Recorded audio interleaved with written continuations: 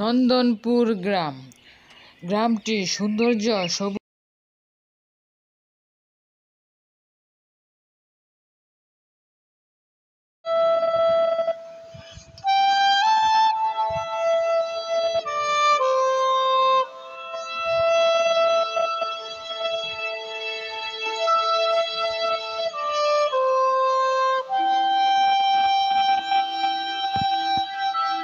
কুমার নামের এক গরিব মুচি।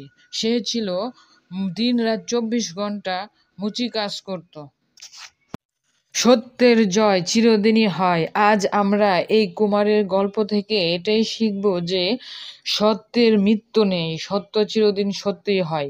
কুমার সৎ পথে চলে। সে ছিল অত্যন্ত সৎ, কোনোদিন মিথ্যা কথা বলে না এবং কারো এক পয়সা সে বেস্তি রাখে না এবং সে সব সময় সৎ পথে চলাফেরা করে।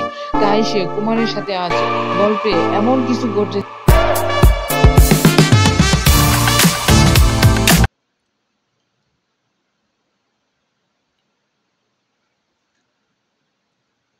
যে সত্যের জয় সব সময় হয়, চিরদিন সত্য সত্যই থাকে। সত্য হচ্ছে সবার উপরে। তাই এই গল্পটি মনোযোগ সহকারে দেখবেন, কেটে কেটে দেখবেন না। কেটে কেটে দেখলে আপনারা বুঝতে পারবেন না, কিছুই শিখতে পারবেন না। আপনারা দেখবেন, আপনাদের বাচ্চাকে দেখাবেন, এই গল্পে এমনই কিছু আছে যা শিক্ষণীয়। কুমার ছিল অত্যন্ত গরিব মুচি। সে সবসময় একটা ছেঁড়া কাপড় পরে বসবাস করত এবং সে মুচির কাজ করত। তার একটি ছোট ভাই ছিল। কুমার আকাশের দিকে তাকিয়ে আছে, আকাশের দিকে তাকিয়ে অনেক কিছু ভাবতেছে। সবাই হাট বাজার করতেছে এবং নামাজ পড়তে যাইতেছে, তাদের ইচ্ছে মতো কাজ করতেছে। কিন্তু কুমার ভাবতেছে যে আমি কি করতে পারি। তো কুমার একদিন এক কাস্টমারের কাছে এসেছে এবং সে ওই কাপড় জুতা সেলাই করার জন্য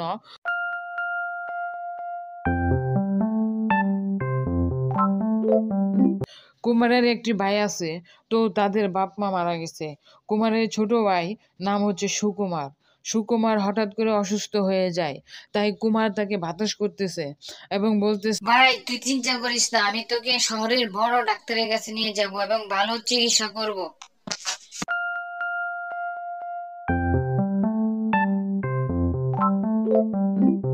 এ, কুমার, এই কুমার, কুমার, বাসায় আসুত নাকি? এবার বাইরে আয়। ডাক শুনে কুমার ঘর থেকে বেরিয়ে ছুটে আসে এবং এদিক ওদিক খুঁজতে থাকে কে আমাকে ডাকছে। কে আমাকে ডাকলো? বাইরে এসে কাউকে তো খুঁজে পাচ্ছি না, এদিক ওদিক সব জায়গায় খুঁজতেছি, আমাকে ডাকলো কে? কুমার অবশেষে বুঝতে পারল যে রাজমহলে জুতা সেলাই করার জন্য তাকে ডাকতেছে। তাই সে কুমার ছুটে যায় রাজমহলে। রাজমহলের সেনাপতি কুমারের গায়ে জুতা ছুঁড়ে মারল যে তুমি এইসব পুরান জুতা সেলাই করে দাও এবং ধুলাই করে নতুন করে দাও। খুশিতে আত্মহারা।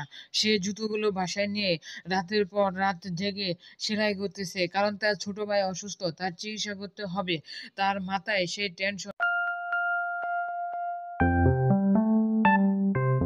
নতুন জুতো কিনে দিল এবং তার ছোট ভাই অনেক খুশি। সুকুমার হাসতে হাসতে বলে, দাদা তুমি আমার জন্য জুতো এনেছো, আমি অনেক খুশি। তোমার কাছে আর কোনো কিছু আমি চাই না। তুমি আমার লক্ষ্মী দাদা, তুমি আমার।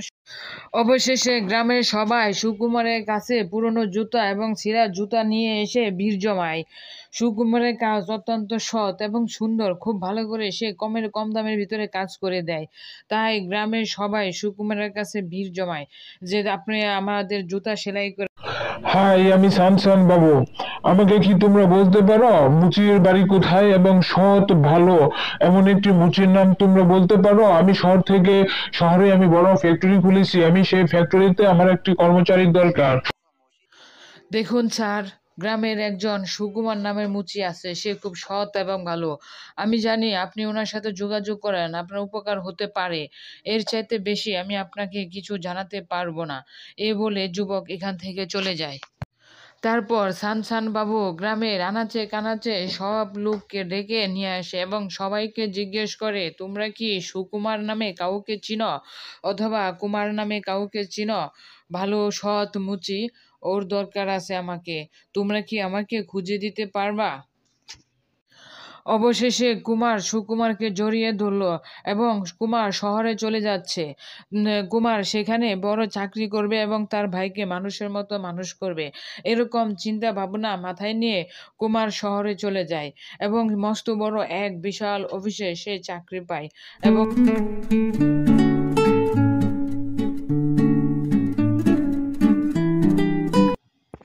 অবশেষে সানসান বাবুর মুখে হাসি ফুটলো। সে মনের আনন্দে হাসতে থাকে, কারণ কুমারের জন্য তার ফ্যাক্টরিতে অনেক লাভ হচ্ছে আর সে দিনে রাতারাতি কোটিপতি হয়ে গেল। তাই সানসান বাবু মনের খুশিতে হাসতে থাকে, তাই সে হাসতেছে।